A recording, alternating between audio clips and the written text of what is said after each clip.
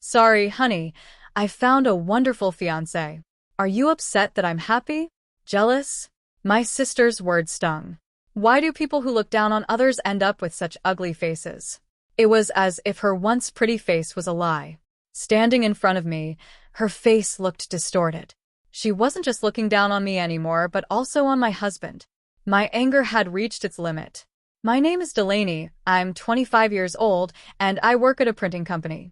I'm not handling big machines, though. I work in the design department. We make flyers and catalogs for businesses, creating designs based on what our clients need. Even though printed materials are less in demand because of digital media, my work is still busy and fulfilling. I'm grateful for clients who ask for my designs, and when I get feedback like, "That Christmas flyer was adorable and well-received," it makes me happy. I love my job, and I sometimes thought I'd stay single and focused on my work for life. Then one day, everything changed. My dad was hospitalized with appendicitis, and I met Calder, a young doctor, who greeted me when I came to visit. "Are you here to see someone?" he asked kindly. Little did I know, Calder would soon become my fiancé. Life can change unexpectedly, and even though I used to say nothing was more important than my job, I was buying marriage magazines the moment we got engaged. I'd flip through bridal magazines while having tea at home, dreaming of the future. One day, as I was enjoying my time, my younger sister, Briella, snatched the magazine out of my hands. "What's this? A bridal magazine? Why are you looking at this? You don't even have a boyfriend." Briella, 2 years younger than me, had always been like this, arrogant and condescending. She was always popular with guys, unlike me with my plain face. People pampered her, and she began to believe she was the center of the universe. Her constant mocking of me never stopped. She often told me to stay away from her so my reflection wouldn't show on her beautiful face. Over time, her words became more cutting. Fed up with her endless boasting about her boyfriends, I finally spoke up. "I do have a boyfriend, and we're engaged. That's why I'm looking at these magazines." Briella's face froze. She couldn't believe it.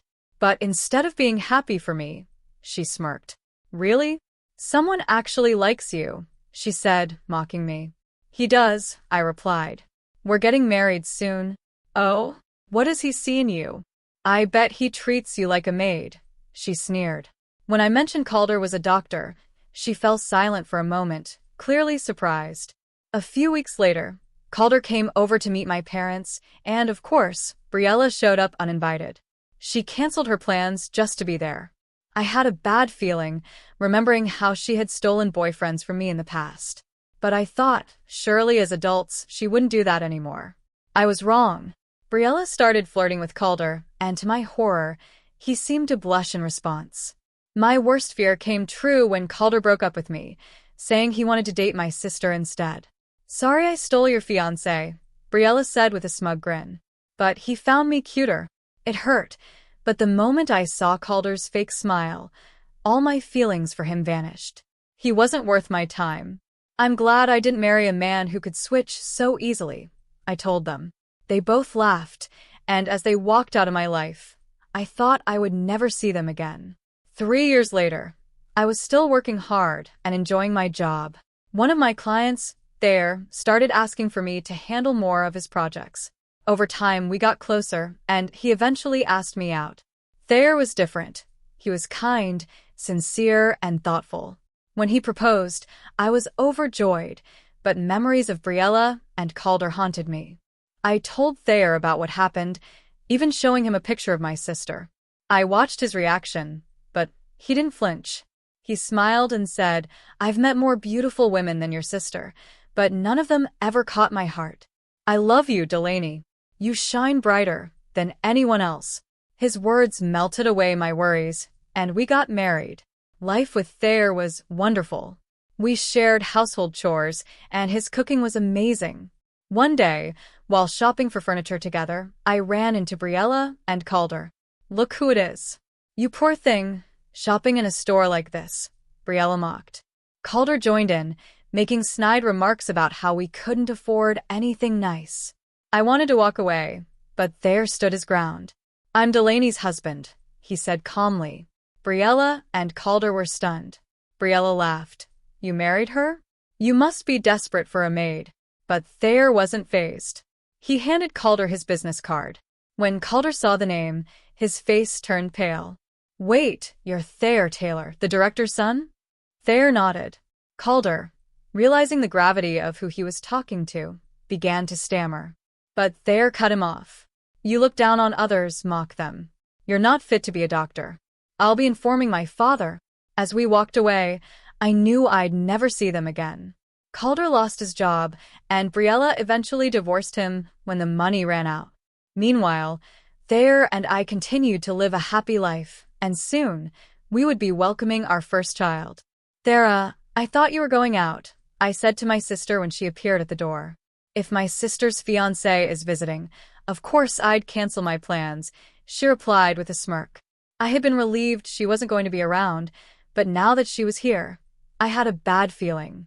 In the past, when we were still students, my sister had stolen my boyfriends multiple times. When we became adults, I stopped dating altogether, partly because she kept going through new boyfriends one after the other. So, thankfully, that problem seemed to fade for a while. But now that she was back, I couldn't shake the unease. I wanted to believe she'd grown up and wouldn't try to steal my fiancé, Calder. Still, my little sister Briella was acting way too friendly with Calder. She laughed and joked with him, and to my surprise, Calder blushed. Maybe I was imagining it, but my gut told me something was wrong. Then the worst thing happened. My fear became reality when Calder came to me, saying, "Can we pretend this whole marriage thing didn't happen? I've decided to break up with you and start dating Briella." I was shocked, completely blindsided. I never thought that, even as we got older, my sister would still have the nerve to steal my boyfriend. But there it was. Sorry I stole your fiancé, Briella said with a grin. But I couldn't help it. Calder found me cuter and more charming. He proposed to me, and who am I to resist when someone falls for me so passionately? Oh, it's just a sin to be this cute. She wasn't even apologizing. Instead, she arrogantly looked down on me, standing next to Calder. Calder, my ex-fiancé, laughed too. Honestly, I had no idea you had such a cute sister. If I'd known, I wouldn't have gotten engaged to you. It's a good thing we broke up before the wedding.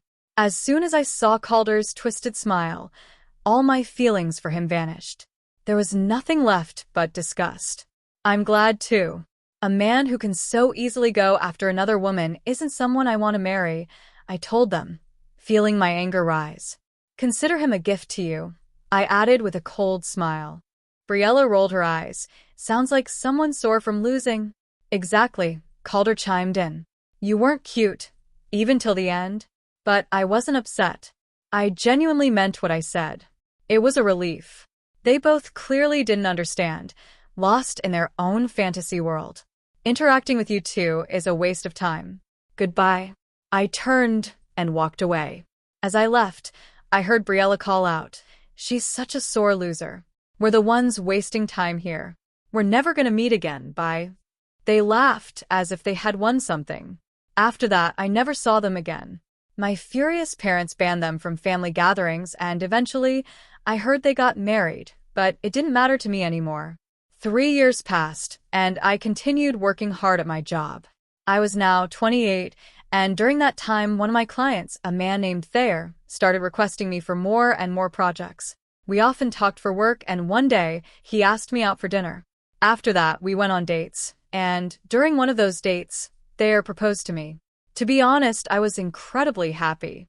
Thayer was a very sincere man, and I believed he was nothing like my ex-fiancé, Calder. But the trauma from my past still lingered. I couldn't help but wonder if history would repeat itself. I decided to be upfront with Thayer. I told him everything about my sister, about my ex-fiancé, and even showed him a picture of Briella. I watched his face closely for any reaction, expecting the worst. But when Thayer saw the photo, he barely looked at it. He smiled gently and said, "I hate to say this, but I used to be quite popular. I've met many beautiful women, even more attractive than your sister. But for some reason, none of them ever made me fall in love." I was surprised. "What do you mean?" I asked. "I think I have a good eye for people, probably because of my job," Thayer said. No matter how beautiful or well-dressed someone is, they can't beat inner beauty. When I met you, Delaney, I realized something. You shine brighter than anyone else. I blushed, feeling flustered. What do you mean? I asked, embarrassed. When we talked about work, I thought you were so bright and beautiful. The way you smiled when you were passionate about your job, I could tell you were really enjoying life. You seemed dazzlingly beautiful to me, Thayer continued. I was turning red at this point. Stop, this is too embarrassing. I stammered, but Thayer kept going. Delaney, you're beautiful, more beautiful than anyone else I've ever met. I'd love to date you seriously, with the intention of marriage. Truly, you're the most wonderful woman I've ever known, he said. Despite feeling flustered, I was touched by his words.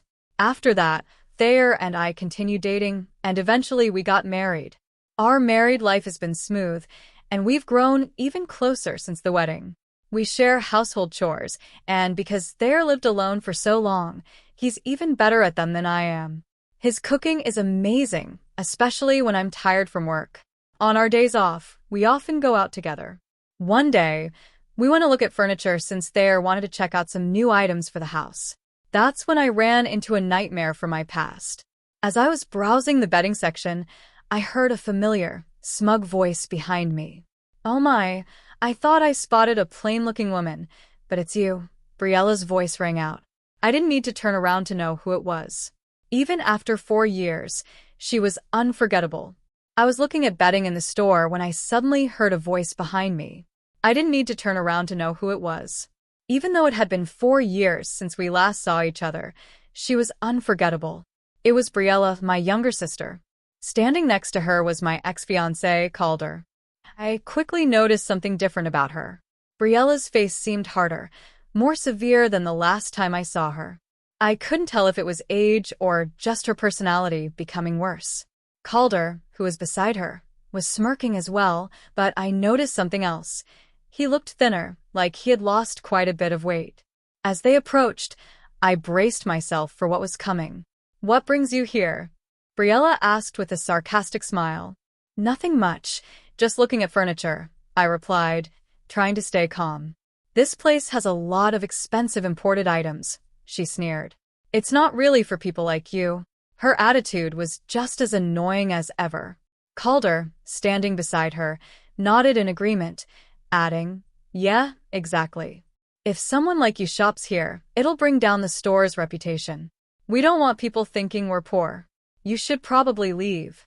Their words were irritating, but I knew it would be a waste of time to engage with them. I decided to stay silent, hoping they would get bored and leave.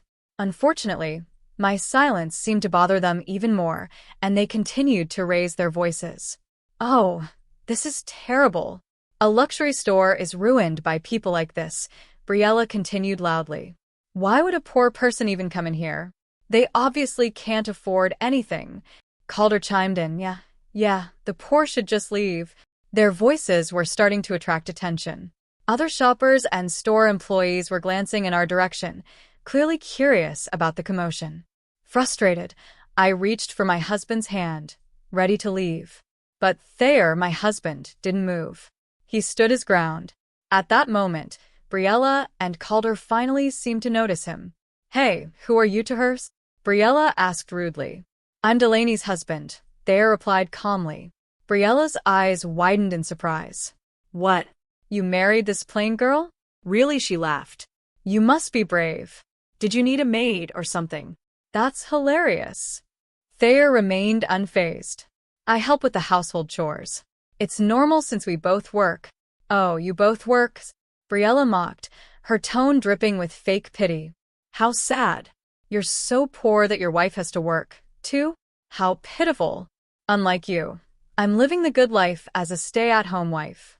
We dine out more than half the week, and since we have money, we hire housekeeping services. Sorry for being winners. Her words were irritating, and she spoke with that drawn-out, superior tone that made my frustration grow even more. Briella then looked at me, smirking. Sorry for taking such a wonderful fiancé. Thanks to me, you're stuck working even after marriage, living a poor life with such a boring husband. You two plain folks are a perfect match. Are you jealous of how happy I am? I bet you're envious, right? It was one thing for her to insult me, but when she started talking about Thayer, my anger boiled over. I couldn't stand her disrespecting my husband. Listen here, you better stop, I started, but Thayer interrupted, stepping in front of me. Delaney, it's okay, he said softly before turning his attention to Briella and Calder. Nice to meet you both. I'm Thayer, Delaney's husband. Briella rolled her eyes. Even your name is boring. But since we've met, sure, I'll take your business card. Calder took the card from Thayer, still smirking. Thayer remained calm and said, You say such harsh things about Delaney. Briella scoffed. That's because it's true. I can call an ugly woman ugly. That's just the way it is. Thayer looked her in the eye and replied sharply, There's no such law. And to me, you're the one who's ugly. What? Briella's face started to turn red. Shall we talk about the ugliness of your character? Thayer continued. You seem very confident in your appearance, but aren't you aware that your nasty personality is showing? It's clear you only look down on others. Despite his calm tone, Thayer's words cut deep, and Briella's face turned bright red. Don't joke with me. What's ugly about me? She snapped. Everything, Thayer said firmly. A truly beautiful person wouldn't be jealous of their own sister and steal her fiancé. What? Briella stammered. I've never been jealous of my sister. Thayer continued. People often try to get close to those they admire. Isn't Delaney someone you've always tried to surpass? No. That's not true. Briella's voice wavered, and for the first time, I saw doubt flicker in her eyes. I had never thought about it that way, but now that Thayer pointed it out, I began to wonder. Could it be that all this time, Briella had been jealous of me? One shouldn't concern themselves with people who don't matter, Thayer said. But when someone like you goes out of their way to take someone else's man, it says something. It means jealousy, a resentment of what someone else has that you can't seem to get, no matter how hard you try. Briella's voice grew weaker. I'm not jealous. Thayer sighed. Do you take other people's men to prove something to yourself? To make yourself feel superior? A confident person wouldn't need to do that. Briella's defenses crumbled as she stammered. No, that's not. Just then, Calder, who had been silent up to this point, suddenly broke in. Hey. You. His face had gone pale, and he was switching his gaze between the business card and my husband, nervously shaking Briella's shoulders. What's going on here? This name. I've seen it before. What are you talking about? Briella asked, confused. Calder's voice shook as he said, This is Thayer Taylor. Wait. This is the name of the director of the hospital where I work. Director of the hospitals? Briella repeated, still not understanding. Yes, Taylor Medical Association. Calder said, his eyes wide with fear. He's the son of the director. I've seen him at the hospital with his father. Thayer nodded, finally revealing the truth. Yes, my father is the director, and I used to work at the hospital before taking over my grandfather's business. Briella and Calder stood frozen, shock washing over their faces. Calder started stuttering. But... Thayer's expression remained calm as he continued. I've heard stories about you from Delaney, but seeing you in person, it's far worse than I imagined. Calder tried to explain. It's all a misunderstanding. No excuses. Thayer cut him off. I'll be informing my father about this. No, please. Calder begged, but it was too late. I knew then that this would be the last time I'd ever see them. As Thayer and I turned to leave, I walked away without looking back, feeling the weight of their presence lift off my shoulders. So I looked it up, and guess what? Calder's voice was trembling. Thayer Taylor. Taylor, as in the name of the hospital where I work. Huh? A hospital? Briella was confused. Calder nodded. Yeah, it's Taylor Medical Association. Wait, he's Dr. Zane's son, the director and head of the hospital. Briella's eyes widened. What? Are you sure? Taylor's a pretty common last name. Maybe it's just a coincidence. Calder shook his head. No, I'm sure it's him. I've seen him at the hospital with the director a few times. I didn't recognize him earlier, because I only saw him from a distance. But I knew I'd seen him somewhere before. If he's the director's son, Doesn't that mean he's a doctor too? Briella asked, trying to process the information. Calder glanced at the business card again, his face pale. But the company name on this card, his voice trailed off. Thayer, calm as ever, spoke up. Not every son of a doctor becomes a doctor. I run a pharmaceutical company now, one that my grandfather founded. He passed it down to me, he said as he lowered his head slightly, looking at both Calder and Briella, who stood in stunned silence. What did you just say? Briella stammered, completely caught off guard. She was struggling to find the right words. Calder was just as shocked. I. Seeing them both speechless, Thayer continued quietly. I met my wife, Delaney, through my previous job before I took over the family business. She told me all about the situation with you two, but seeing it in person is worse than I could have imagined. Calder tried to defend himself, his voice shaky. That's not true. There's been a misunderstanding. Thayer gave him a stern look, his gaze sharp. A job that helps people requires empathy.